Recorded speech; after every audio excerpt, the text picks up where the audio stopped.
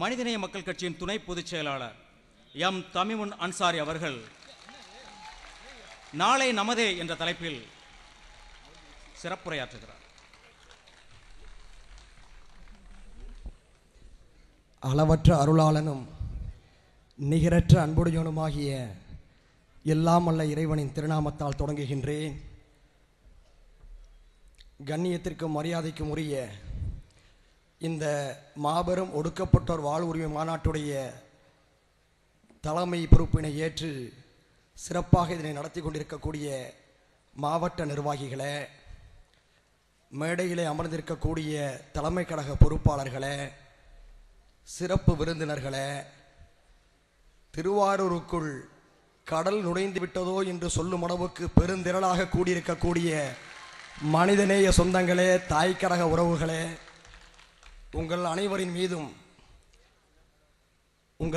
மீது மட்டுமல்ல, ஜனநாயகத்தின் விடிகளாகவும் செவிகளாகவும் இருக்கக்கூடிய பத்திரிகையாளர்களுக்கும், சிறப்பான பாதுகாப்பு ஏற்பாடுகளை செய்து கொண்டிருக்கக்கூடிய காவல்துறை நண்பர்களுக்கும், இன்னும் திரளாக இங்கே குடிமி இருக்கக்கூடிய மீனவ பெருமக்களுக்கும், விவசாய பெருமக்களுக்கும், கிறிஸ்தவ சமுதாய நண்பர்களுக்கும், மிகவும் பிற்படுத்தப்பட்ட சமுதாயங்களைச் சேர்ந்த நண்பர்களுக்கும் மற்றும் அறிய தந்திருக்கக்கூடிய அனைவருக்கும் இறைவனின் சாந்தியும் சமாதானமும் அனைவரின் மீது நலவட்டுமாக என்று பிரார்த்தித்தவனாக என்னுடைய உடல்நிலையை கருத்தில் கொண்டு ஒரு சில விஷயங்களை மட்டுமே பேசிவிட்டு விடைபெறலாம் என்று நான் கருதுகின்றேன்.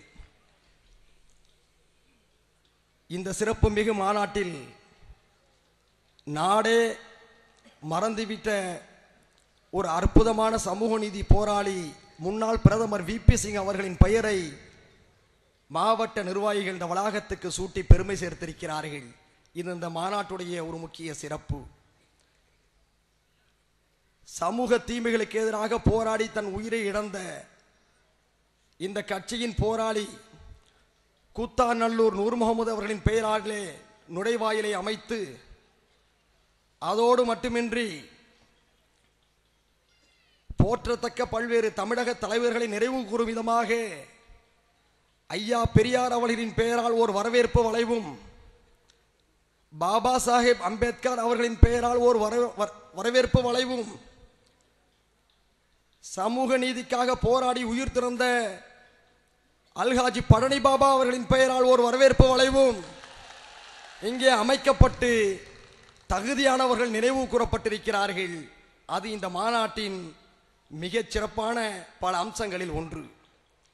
அதைவிட மிக சிறப்பான அம்சம் என்னவென்று சொன்னால், கிழக்கே ஆண்கள் கூட்டம் நிறைந்து நிற்கிறது, வடக்கே பெண்கள் கூட்டம் நீண்டு கிடக்கிறது. புவியியல் ரீதியாக தமிழ்நாடு கிழக்கிலே இருக்கிறது, டெல்லி வடக்கிலே இருக்கிறது.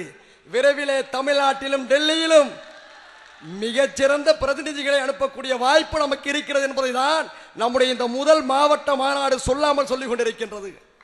இந்த பிரம்மாண்டமான வீதி, 1/2 கிலோமீட்டர் நீளம் கொண்ட இந்த வீதி முதலமைச்சர் கருணாநிதி அவர்களுக்கும் முன்னாள் முதலமைச்சர் ஜெயலலிதா அவர்களுக்கும் மட்டும்தான் நிறைந்ததாக சொன்னார்கள். இப்பொழுது மனிதநேய மக்கள் கட்சிக்கும் இந்த வீதி நிறைந்திருக்கிறது. இது மகாத்தான வெற்றி. எப்படி கிடைத்தது? தன்னலமற்ற ஊழியர்களின் உழைப்பு, இரவு பகல் பாராமல் மனிதநேய மக்கள் கட்சியுடைய சொந்தங்கள் ஆற்றிய அர்ப்பணிப்பு. நான் கடந்த சில வாரங்களாக இங்கே முகாமிட்டு இந்த பணிகளை எல்லாம் ஒருங்கிணைத்து வந்த அடிப்படையிலே கடும் பணி இந்த மாவட்டத்திலே கொட்டி கொண்டிருக்கிறது.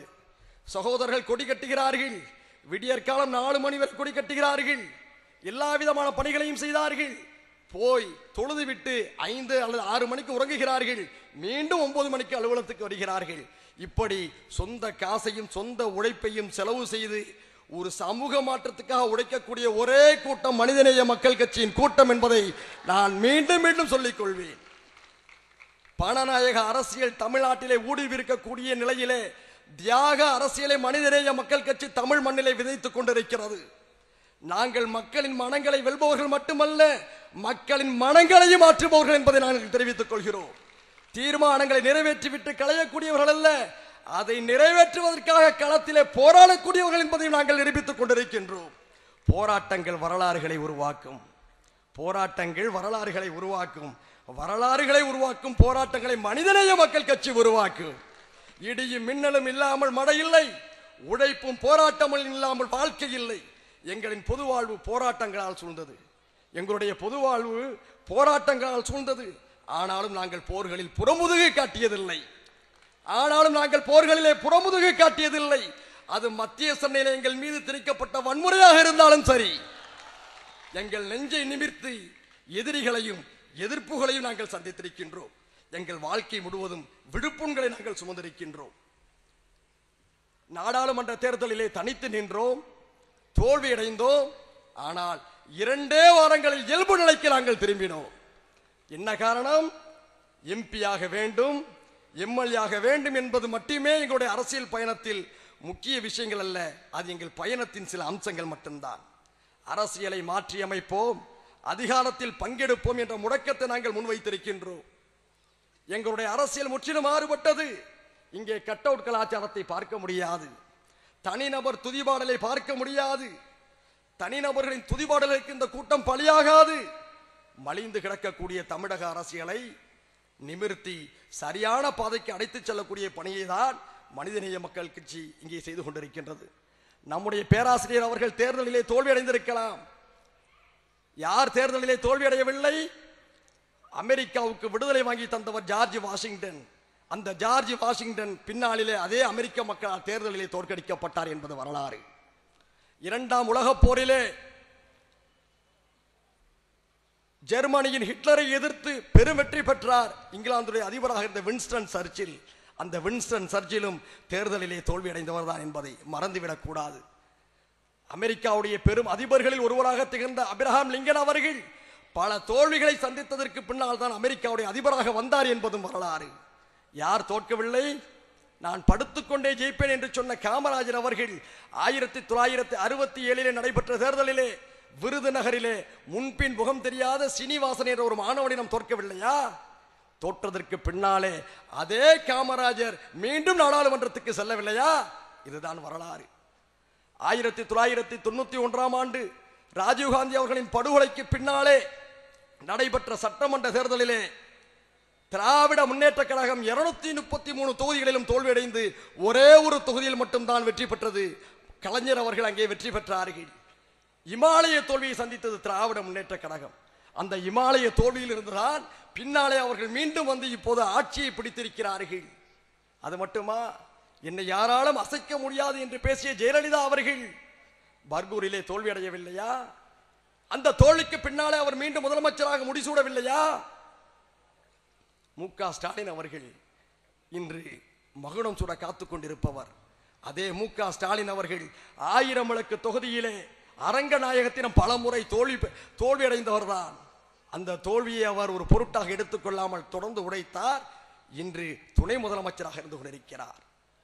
இன்று பிரதமராக இருந்து கொண்டிருக்கிறாரே மன்மோகன் சிங் அவர்கள் டெல்லி வடக்கு தொகுதியில் நடைபெற்ற தேர்தலிலே 3வது இடத்துக்கு தள்ளப்பட்டு டெபாசிட்டை பறிகொடுத்தவர் அந்த மன்மோகன் சிங் தான் இப்போது இந்தியாவுடைய பிரதமராக இருந்து கொண்டிருக்கிறார். இன்றைய உள்துறை அமைச்சராக கோலோச்சி கொண்டிருக்கிறாரே ப சிதம்பரம்.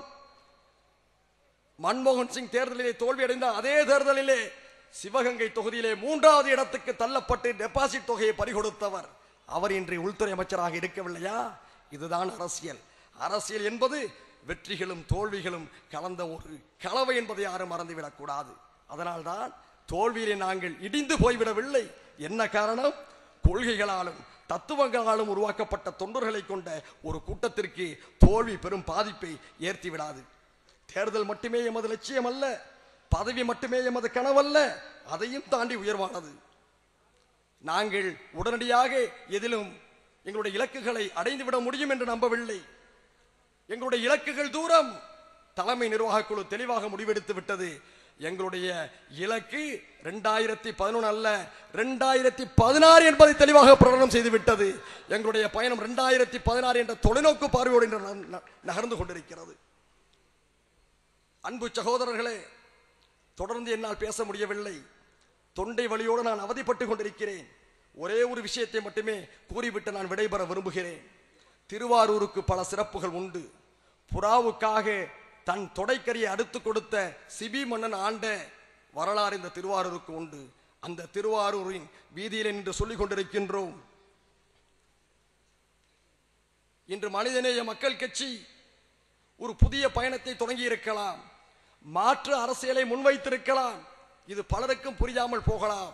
எங்களுடைய உழைப்பும் சிந்தனையும் மக்களுக்கு மத்தியிலே விதைகளாக தூவப்பட்டு கொண்டிருக்கிறது. இன்றில்லாவிட்டாவது என்றாவது ஒரு நாள் நாங்கள் மிகச்சிறந்த அறுவடையை செய்வோம் என்ற நம்பிக்கை எங்களுக்கு இருக்கிறது. அதனால்தான் இப்போது தொடங்கி இருக்கின்றோம். எப்படி? மாவட்டமாக மாநாடுகளை தொடங்கி இருக்கின்றோம். திருவாரூரில் தொடங்கி இருக்கின்றோம். விரைவிலே அடுத்த மாதம் 7ஆம் தேதி எங்களுடைய 2ஆம் ஆண்டு தொடக்க விழா மாநாட்டினை திருப்பூர் மாவட்டத்திலே நடத்தவிருக்கின்றோம். தொடர்ந்து எங்களுடைய பயணம் சுற்றி கொண்டே இருக்கும். எங்களுடைய சூறாவளியை பண ஆதிக்க அரசியலை முன்வைத்து யாரும் தகர்த்து விட முடியாது என்று நினைத்துக் கொண்டிருக்கிறார்கள். ஓட்டுக்கு 2000 ரூபாய் பணம் கொடுத்து விட்டால் பொதுமக்கள் நமக்கு வாக்களித்து விடுவார்கள். அனைத்து ஜனநாயக சக்திகளும் தேர்தல் ஜனநாயக பாதையிலிருந்து ஒழித்து கட்டி விடலாம் என்று கலைஞர் கருணாநிதி அவருடைய குடும்பம் கொக்கரித்துக் கொண்டிருக்கிறது. கலைஞர் அவர்களுக்கும் சரி, ஆட்சியிலே இருந்து கொண்டு பணநாயகத்தின் மூலமாக ஜனநாயகத்தை மிரட்டிக் கொண்டிருப்பவர்களுக்கும் சரி, உங்களுக்கு மிகப்பெரிய சவாலாக இன்ஷா அல்லாஹ் மனிதநேய மக்கள் கட்சி தான் உருவெடுக்கும் என்பதை தெரிவித்துக் கொண்டிருக்கிறோம்.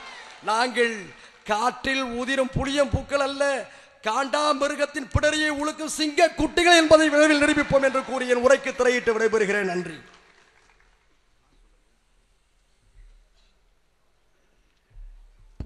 அடுத்து மனிதநேய மக்கள் கட்சியின் பொருளாளர் சகோதரர் SS ஹாரூன் ரஷீத் அவர்கள் பேசுவார்.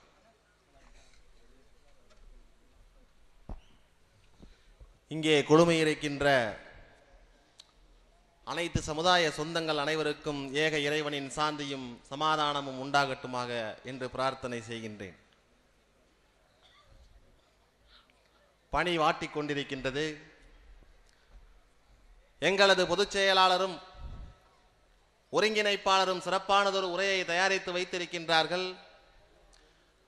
அவர்களுக்கு வழிவிட்டவனாக ஒரே ஒரு பிரகடனத்தை மட்டும் கூறி விடைபெற எண்ணியிருக்கின்றேன். அன்பிற்கினிய சகோதரர்களே, மனிதநேய மக்கள் கட்சி மாற்று அரசியலை முன்னெடுக்கின்றது என்று நாமெல்லாம் பேசிக் கொண்டிருக்கின்றோம். 7000 கோடி ஊழல் என்கின்றார்கள். 70 லட்சம் கோடி சுவிஸ் வங்கியில் என்கின்றார்கள். 40,000 ஓட்டிலே வெற்றி பெறுவோம் என்று சொல்கிறார்கள். அரசு அதிகாரிகளை வைத்து, காவல்துறையை வைத்து வெற்றியும் பெறுகிறார்கள். இப்படிப்பட்ட அரசியல்வாதிகளுக்கு மத்தியில் மனிதநேய மக்கள் கட்சி எவ்வாறு வெற்றி பெறும்? எப்படி மாற்று அரசியலை முன்னெடுக்கும்? எப்படி அவர்களால் இதெல்லாம் சாத்தியமாகும் என்று அரசியல்வாதிகள் ஏங்கி பார்க்கிறார்கள். சமூக ஆர்வலர்கள் கூர்ந்து கவனிக்கின்றார்கள். அப்படி ஏங்கி பார்ப்பவர்களுக்கும் கூர்ந்து கவனிப்பவர்களுக்கும் ஒன்று சொல்லுகின்றோம். அன்பான சகோதரர்களே, நிச்சயமாக எங்களால் அரசியலிலே ஒரு மாற்றத்தை ஏற்படுத்த முடியும். அப்படி ஒரு மாற்றத்தை ஏற்படுத்துவதற்காகத்தான் பல்லாயிரக்கணக்கிலே இங்கு மக்கள் திரண்டிருக்கின்றார்கள். இங்கே திரண்டிருக்கின்ற பல்லாயிரக்கணக்கான மக்களை கொண்டும் தமிழகம் முழுவதும் வாழ்ந்து கொண்டிருக்கின்ற மனிதநேய மக்கள் கட்சியின் லட்சக்கணக்கான தொண்டர்களை கட்டும் நிச்சயமாக அரசியலை மாற்றியமைப்போம், அதிகாரத்தை கைப்பற்றுவோம் என்று பிரகடனப்படுத்தி என்னுடைய உரையை நிறைவு செய்கின்றேன். நன்றி.